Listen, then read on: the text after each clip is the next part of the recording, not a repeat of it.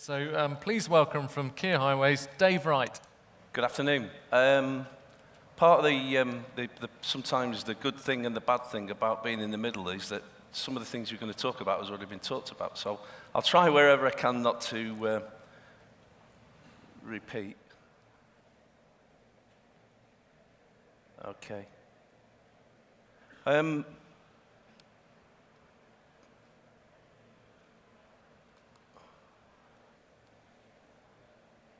Okay. For those who don't know me, I'm Dave Wright. I'm the Executive Director of Kier Highways, and I've been asked here to talk about relationships of risk and supply chain and how we can manage it.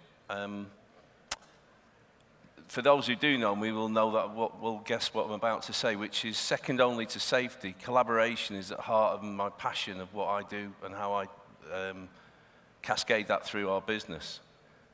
So when I was asked to talk about supply chain and risk, I thought I'll try and turn it round a little bit. So for those who don't know, that gentleman there is a guy called John Glenn. John Glenn was the first American astronaut to circle the Earth, and probably one of the first people that realized what it was like to be in the hands of others regarding risk. As he was on his way back in to the Earth, the controls on his spaceship came up with a warning sign that said that basically his heat shield was loose. So it was highly likely or probable that his spaceship was going to burst into flames on re-entry. And at that point, I listened to this not that long ago, he said, I thought to myself, of the every single part in that spaceship, all 2 million of them was bought on a least cost basis by the US government. And at that point, I think, when I listened to that, it probably taught us some basic understandings that we need to look at risk in a different way and share it and not trust upon it to be all done in silo mentality. So with that case in mind, what I thought I'd do, rather than talk about individual risks, I would talk about how we can minimize risks by working together, not in silos, but actually doing a collaborative across the both clients and the complete supply chain. So in Kier, and interesting, Simon mentioned it as well, we operate a collaborative behavior framework. We measure collaboration and behaviors against a matrix that creates the climate and change that we require across both our clients and our suppliers at all levels. I think it's important that we recognize that actually that collaborative behavior matrix and measuring it enables us to actually determine and understand what it is we need to do to be different. And I think it's important that we then look at how we can deliver common outcomes rather than individual siloed outcomes, because as people know, if we all work together to the common outcomes, we can actually achieve so much more for so much less. And the aim of the game surely is to not only minimize, but hopefully eliminate risk. Now, except you can't always minimize risk. You can control the risks and you can look at doing different things, but by doing it collaboratively, it makes life so much simpler. So what I would say is, if you look at it and you think about what we are going to achieve in the next 5 to 10 years, it's the biggest challenge to the UK's ever faced in the way of infrastructure, probably since we built the motorways in the early sort of mid-60s, 70s. And we owe it to ourselves to actually look at different models. So I would say, and for those again who know me, I've recently been passionately believing in that we should, as an industry, work together more. So I think we've got to look at creating more long-term joint ventures, common outcomes, or even alliances. And I know that's where Highways England are looking for in things like smart motorways. So I think it's to be welcomed. And on the financial side of things, can we afford not to follow that path? And on the other side of things, if we can't agree a common set of objectives and aims, then we've got the wrong people in the room.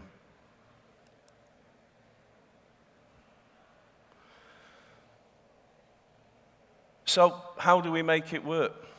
It all stems from strong leadership. It stems from mutual respect and trust. Again, I think Simon mentioned that before. You've got to trust your partners. If you do not trust your partners, you cannot and will not achieve anything. I think you've also got to look to work together to create an integrated management structure and agree sometimes the best athlete is the best person for the job. And that may or may not be somebody who's in your lead organisation. And it's something that Kier, we have strongly believe in. And I think the first example I personally came across, or one of the best examples, was in 2011 when we were planning the Olympic Route Network in London. And came across a company called WJ, who were leading on some of the things, and everybody said, well, they're just a white liner. But actually, they were more than a white liner. They understood all the issues, all the problems, and helped me really understand that actually bringing more integration and more understanding of what a supply chain capability is actually enhances the outcome. And if you talk to anybody in Transport for London about what was the success of that, they will say collaboration. So, you've heard me talk about it. What I would just think is there is a danger that you'll listen to me and say, oh, Dave Wright would say that, because that's what Kier do. We've lived and breathed collaboration. We don't think that having a badge of ISO 44001 or BS 11000 is the only answer. It's a good answer. However, if you've got the wrong culture and the wrong behaviours, you'll get less outcome, and which is what it's the most important thing, is to improve the outcomes at this time when we need to do more for less. I would also just add that we carried out a short video here, so I just thought rather than listening to me, you might want to listen to what just a small selection of the Kier supply chain think about working in a collaborative atmosphere.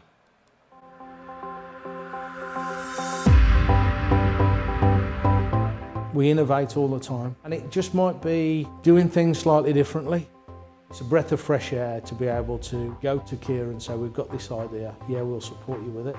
We have won awards over the years. Most recent one is a project called Homeless to Highways. We are getting people off the streets and giving them opportunity. There are a number of other opportunities that we feel we can and we will develop with Kier, because they are very receptive to anything that we can bring forward.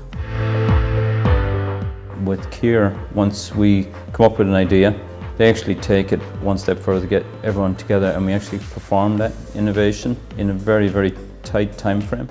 So that's really encouraging for us, because we put a lot of effort into developing new products and systems, and for somebody to actually take it and get it to market, it's really fantastic and encouraging.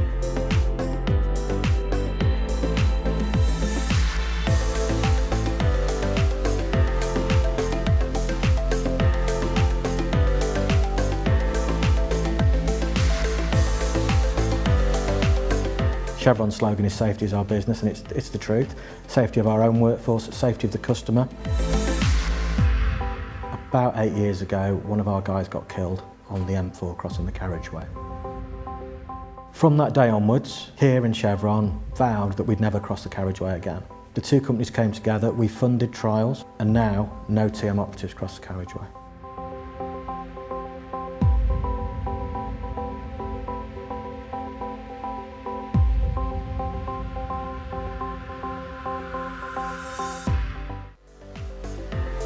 Collaborative behaviours are really important, absolutely critical to the way we all operate. We see the success of our business is about how we collaborate, and we've been doing that probably for the last 10 to 12 years with Kier, and doing it very, very strongly. And I think we sort of lead the market with that. What makes Kier different from others is your people, is our culture and your culture, and one that we've aligned together, is our 10-year relationship, and is our shared values. How Kier has helped our company to innovate is probably been supported by your senior management since 2004. An example of that is you helped us roll out something that transformed the way the industry now manages filter drains. And that's something now that we've continued to do, and we've added more innovations into the Kier model and done that across the nation as well. So you've really helped us. Okay, so what does that really mean? You know, has it changed anything? Well, there's just a snapshot on the screen now of things that have happened in the last 12 to 15 months, events that have occurred, and increased outputs and improved outcomes as a consequence of using collaboration to manage risk and improve people's lives and change people's lives. And as I think you heard this morning from the guy from Seeker, he talked about the A591, and he said it actually saved people's jobs and livelihoods. Well, you know, that's one of the things. But to me, And it goes back to my point earlier about safety. You heard there Matt Morfitt from Chevron talk about carriageway crossings. That was a very, very unfortunate incident that happened in 2010. There's a number of our people in this room who were part of that and shared the pain at the time. But there's a really important stat on there, and that's that we've now saved 4 million of our own crossings, but across the industry, sharing and working with everybody, we've managed to get circa 10 million reduction in carriageway crossings.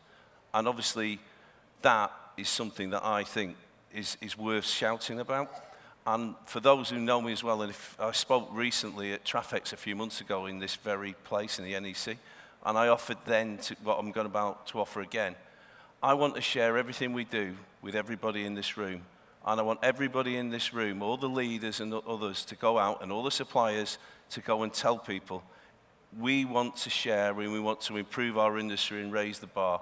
Whether it be about safety, whether it be about employing and educating and bringing more people into our industry, but also about realizing and getting a realization that if we don't change, things will change around us anyway. Thank you.